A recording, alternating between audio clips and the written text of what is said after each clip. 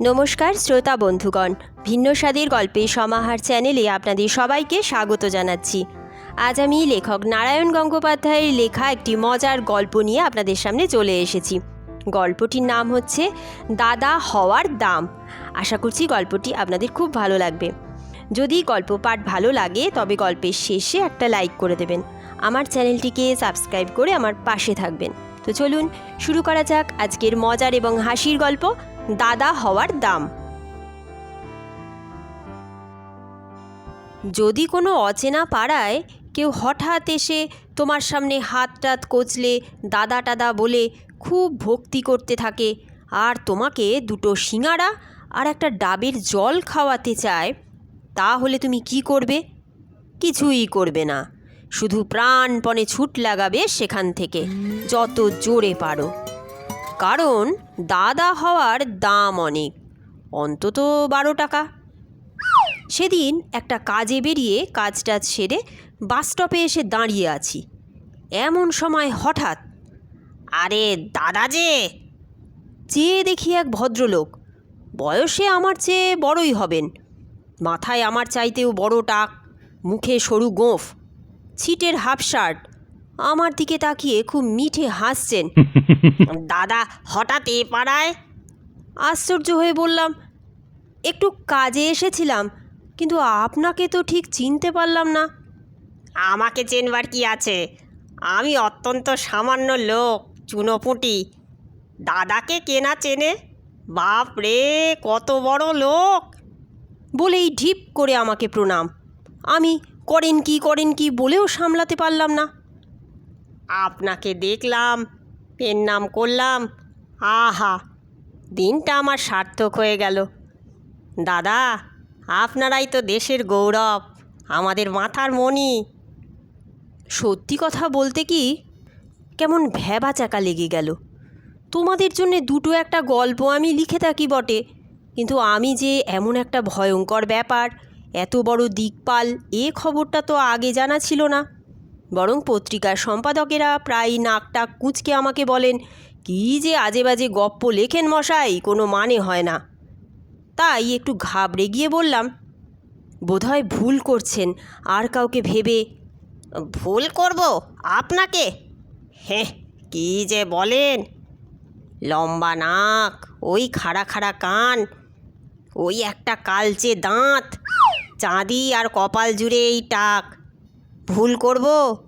এরকম মার্কা মারা চেহারা দুজনের আছে নাকি দুনিয়ায়?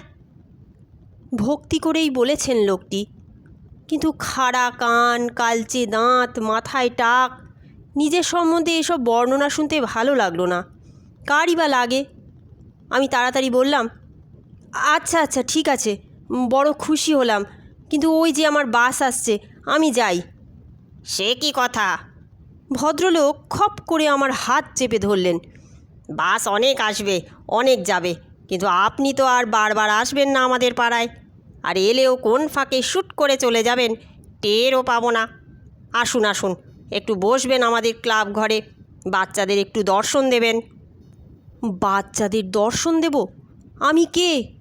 আমি কি তারাশঙ্কর বাণুজ্যে, প্রেমের মিত্তির, না শিবরাম চক্রবর্তী, না মৌমাছি, না স্বপন বুড়ো?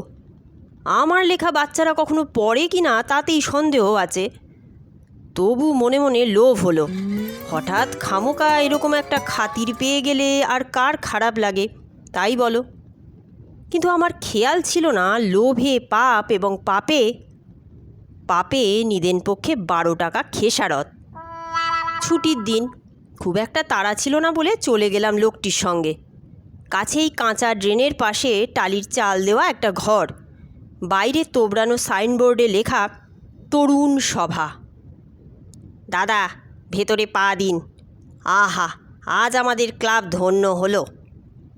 ঢুকে গেলাম তরুণ সভায়। কোথায় বাচ্চা? ঘরের ভেতরে 8-10টি তরুণ মুখে বেশ দাড়ি গোঁফ গজিয়েছে, মাদুর পেতে বসে জনচারেক তাস খেলছিল। কজন আড্ডা দিচ্ছিল, দুজন আবার সিগারেটও খাচ্ছিল।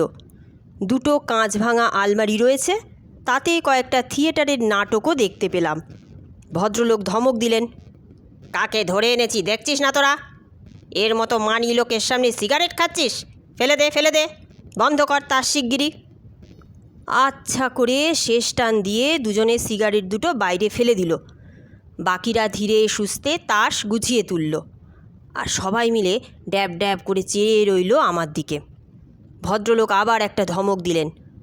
হাঁ করে তাকিয়ে আছিস কি? এত বড় একটা গ্রেট ম্যান এলেন, তোদের ক্লাব ধন্য হয়ে গেল, আর দাদাকে বসতেও দিচ্ছিস নে। হুড়মুড়িয়ে কোনখান থেকে একটা টিনের চেয়ার টেনে আনলেন। বাধ্য হয়ে বসে পড়লাম তাতে। ক্যাঁচড় ম্যাচড় করে আওয়াজ হলো খানিকটা। আমি ভাবলাম ভেঙে না পড়ে। তারপর সেই দাড়িওয়ালা বাচ্চার দল আমার চারিদিকে ঘিরে দাঁড়ালো, আর সামনে হাত জোর করে রইলেন আমার চাইতে বয়সে বড়, মুখে সরু গোঁফ, গায়ে ছিটের শার্ট, টাক মাথা সেই লোকটি। তরুণদের কথা থেকে জানলাম তার নাম ন্যাপাদা। ন্যাপাদা বললেন, একটু চা নাই দাদা? বললাম, না না, এই গরমে। তাহলে একটা ডাব, দুটো সিঙাড়া। ব্যস্ত হবেন না, কিছুই দরকার নেই। আরে তাও কি হয়? ন্যাপাদা ব্যতিব্যস্ত হয়ে উঠলেন। আপনার মতো গ্রেট ম্যানকে কিছু না খাইয়ে ছেড়ে দিতে পারি? লোকে বলবে কি আমাদের? না আমরাই শান্তি পাবো দাদা? এই ভ্যাবলা, চটপট চলে যা। হরেকেষ্টর পানের দোকান থেকে একটা ডাব আর খোকনের দোকান থেকে দুটো সিঙাড়া নিয়ে আসবি। পয়সা? পয়সা কি রে? দাদা এসেছেন পাড়ায়, পাড়া ধন্য, তার সেবার জন্যে আনবি। এসব তো ওরা ফ্রি দেবে যদি না দেয়। ভ্যাবলা আস্তিন গুটিয়ে বলল, দেবে না মানে? তরুণ সভাকে ওরা হাড়ে হাড়ে চেনে। বলেই ধাঁ করে বেরিয়ে গেল। বললাম, দেখুন এসব হাঙ্গামার কিছু নেই দাদা, কিচ্ছু না। ওরা সব পাড়ার লোক, আমাদের আপনের জন। দোকান থেকে লুট করে আনলেও কিছু বলবে না, আপনি কিছু ভাববেন না ও সমস্ত। হেবো, দাদাকে একটা গান শুনিয়ে দে না ততক্ষণ। হেবো তৎক্ষণাৎ রেডি। কোত্থেকে একটা পুরনো হারমোনিয়াম টেনে এনে গান গাইতে বসে গেল। সেটা আবার বেসুরো, একটা রিড টিপলে দুরকম আওয়াজ বেরোয়। কিন্তু হেবো বেপরোয়া, সেই হারমোনিয়াম বাজিয়েই সে চাঁচা ছোলা গলায় হিন্দি ফিল্মি টাইপের গান ধরে দিল একটা। আরে বন বন মে চিড়িয়া। সে কি গান! শুনে মনে হচ্ছিল এক ছুটে একেবারে চিড়িয়ার মোড় পর্যন্ত পালিয়ে যাই। কিন্তু আমাকে ঘিরে তখন তরুণবৃন্দ একেবারে চক্রব্যূহ। বসে বসে ঘামতে লাগলাম আমি। এর মধ্যে একটা ডাব আর শালপাতায় দুটো সিঙাড়া এসে গেল। দাদা একটু খান। ন্যাপাদা বললেন, কি করি? খেতে হলো ডাব। কেমন নোনতা লাগলো ডাবের জলটা। সিঙাড়া দুটোও বাসি, ভেতরে আবার পচা আলু। দাদার অনারে যত রদ্দিমাখা জিনিস ফ্রিতে চালিয়ে দিয়েছে।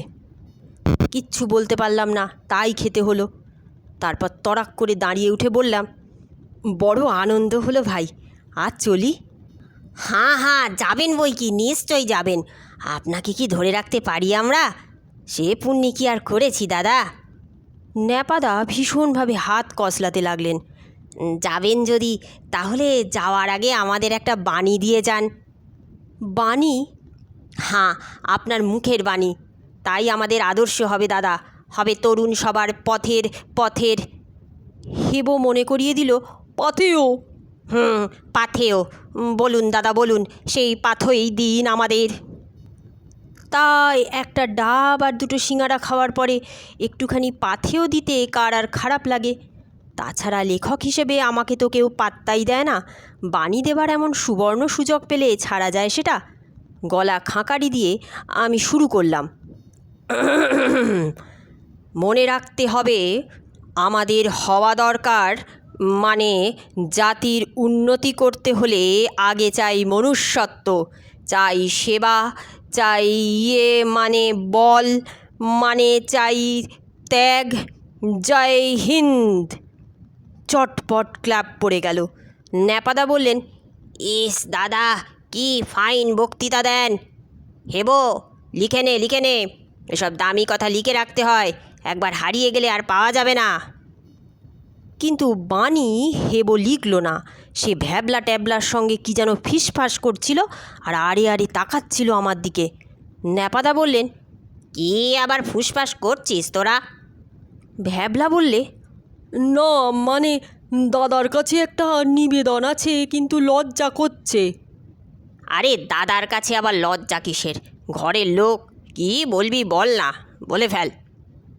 ঘাড় চুলকে ভ্যাবলা বলল, মানে আমাদের ডায়মন্ড হারবারে পিকনিক আছে তো আসছে রবিবারে, গোটা 20 টাকা কম পড়ছে, দাদা যদি একটু হেল্প করতেন।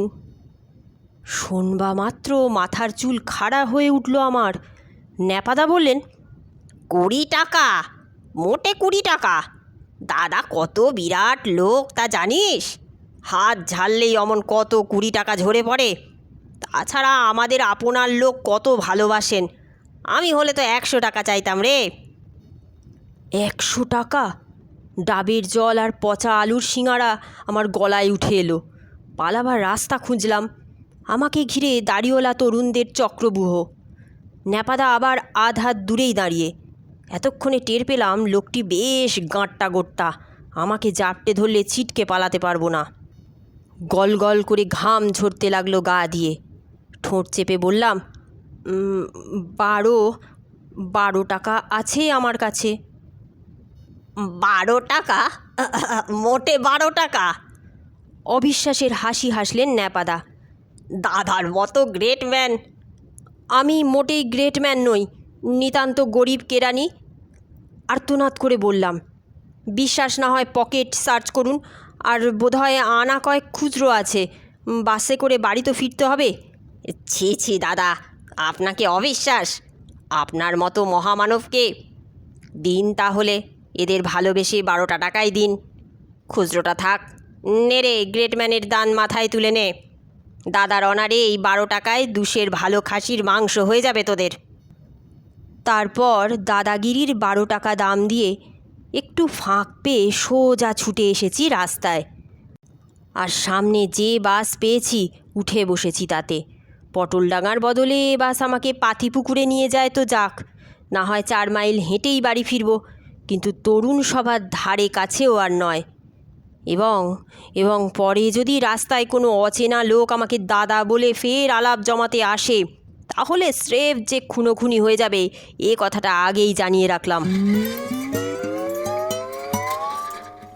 আজকের মতন এই গল্পপাঠ এখানেই শেষ হচ্ছে। গল্পপাঠ আপনাদের ভালো লাগলে অবশ্যই একটা লাইক করে দেবেন। আমার চ্যানেলটিকে সাবস্ক্রাইব করে আমার পাশে থাকবেন, যাতে ভিন্ন ভিন্ন স্বাদের বিভিন্ন ধরনের গল্প নিয়ে আপনাদের সামনে হাজির হতে পারি। আপনারা খুব ভালো থাকবেন, সুস্থ থাকবেন এবং সাবধানে থাকবেন। নতুন একটি দিনে নতুন একটি গল্প নিয়ে আপনাদের সামনে আমি আবার হাজির হব।